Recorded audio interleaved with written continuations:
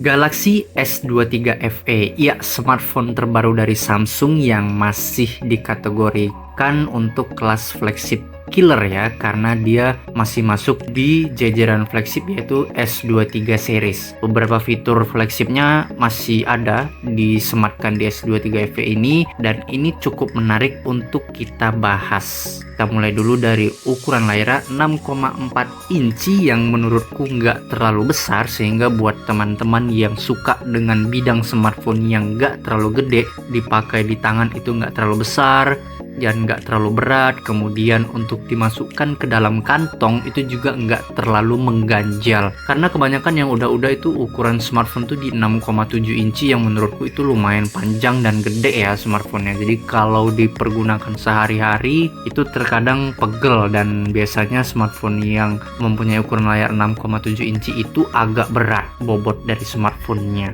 Jenis layar yang digunakan Dynamic AMOLED, udah pasti kalau AMOLED yang dipakai di Samsung pasti paling bening di antara yang lainnya itu menurutku. Dan resolusi layarnya di Full HD Plus yang artinya tajam untuk tampilan visual dari layarnya. Refresh rate-nya sangat mulus yaitu di 120 Hz. Jadi buat teman-teman yang suka tampilan layar yang mulus untuk scroll, untuk mulus untuk nonton film ataupun main game, nah di S23 FE ini udah support sampai 120 Hz. Jadi pasti enak banget untuk tampilan layarnya, pergerakan layarnya itu mulus. Kecerahan maksimalnya di 1450 nits yang artinya kalau kita menggunakan S23 FE ini di bawah sinar matahari itu masih kelihatan ya layarnya, nggak terlalu gelap, karena nits yang lebih dari 1000 nits itu sudah cukup menurutku untuk digunakan misalnya kita mau menggunakan smartphone ini di outdoor atau di bawah cahaya matahari. Kita lanjut urusan chipsetnya.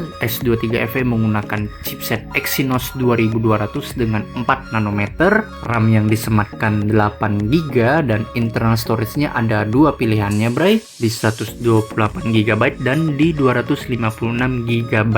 Tinggal teman-teman aja yang menyesuaikan dengan budgetnya dan kebutuhannya. Kalau aku ya di zaman sekarang ini yang dimana notabene kerjaan banyak install aplikasi, kebutuhan kehidupan juga install aplikasi, menurutku di 256 itu lebih worth it, bisa untuk digunakan dalam jangka panjang si smartphone-nya. UI-nya sudah jelas menggunakan One UI terbaru 5.1 dan Android-nya sudah menggunakan Android paling update juga, sampai video ini dibuat di Android 13. Jadi teman-teman nggak usah khawatir tentang UI yang digunakan, sudah terupdate dari Samsung-nya. Jelas karena ini masuk ke kategori flagship killer yaitu di S23 series.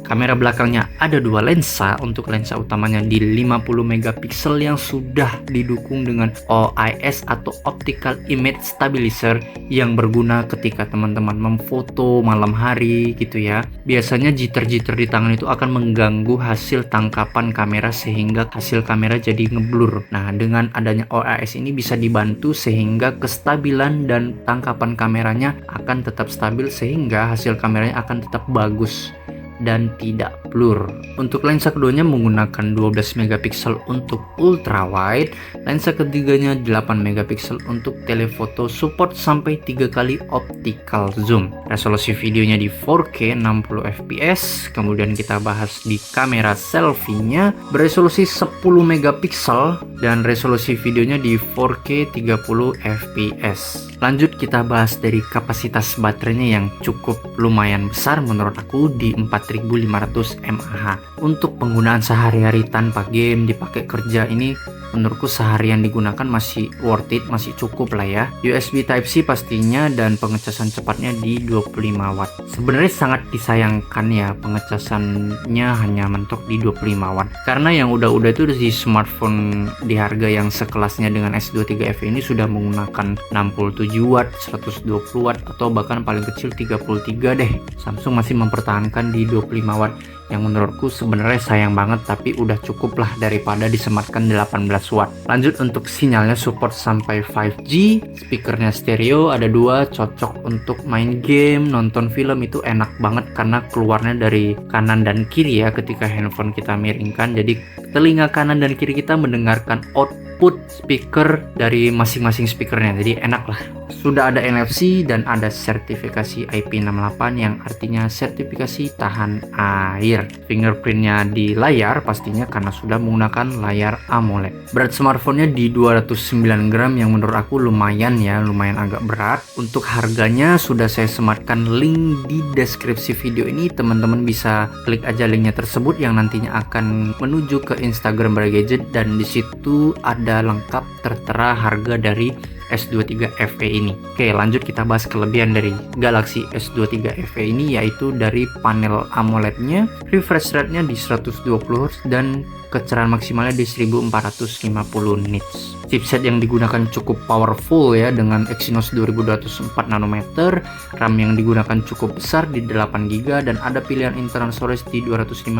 Itu suatu kelebihan buat aku. Kamera belakangnya 50 megapiksel, sudah disematkan OIS, udah sepantasnya memang karena dia kategori dari flagship killer, masuk di golongan S23 series. Ada lensa ultrawide juga 12 megapiksel, itu suatu kebanggaan menurutku. Kapasitas baterainya 4500 mAh yang cukup. Sinyal 5G suatu kelebihan menurut aku. Kemudian ada IP68, itu saja kelebihan menurutku dari S23 FE ini. Kita bahas kelemahannya. Pertama, kelemahan menurutku adalah di resolusi kamera selfie-nya yang hanya 10 megapiksel. Kenapa tidak disematkan 16 atau mungkin 32, akan lebih worth it lagi karena kamera belakangnya udah bagus tuh 50 megapiksel.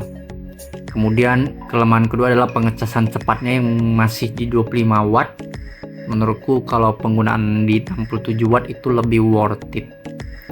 Itu aja sih kelemahan dan kelebihan yang menurutku yang sifatnya subjektif, tergantung dari teman-teman kebutuhannya. Kalau memang kekurangan dari yang aku sebutkan tadi masih bisa ditolerir oleh teman-teman, maka Galaxy S23 FE ini worth it untuk dibeli. Terima kasih sudah menonton video ini, sampai bertemu lagi di video berikutnya.